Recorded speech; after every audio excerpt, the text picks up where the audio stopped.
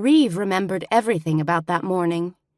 He remembered the scratchy wool of his short pants, his stiff collar and bow tie making it hard to swallow, the branches of the willow tree whipping against the window, the women sitting in the parlor, the air around them saturated with their homemade herbal fragrances.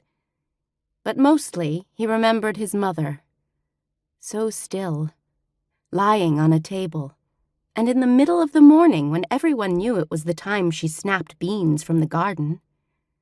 Her eyes were closed, her lips turned down, her skin a funny color. Father shifted Reeve farther up his hip. Leaning over, Reeve reached for her. Her chin was as hard as the rocks Father skipped across the creek, and as cold, too. He jerked his hand back and looked at his father in question.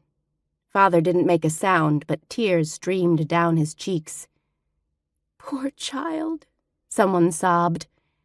Turning away, Reeve buried his face into Father's neck, the smell of his shaving soap sharp, his neck moist from sweat, or maybe tears. Within 3 months, Father's dry goods store had failed. Within 6, he'd taken Reeve to the doorstep of his grandparents' house. Grandparents he'd never even known he had.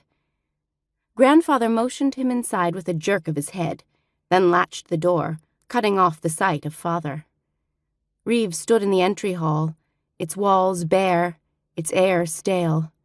Grandfather's flinty eyes took in his mismatched stockings, his threadbare jacket, his stained hat. Reeve didn't need to touch him to know he was hard as the rocks by the creek and just as cold.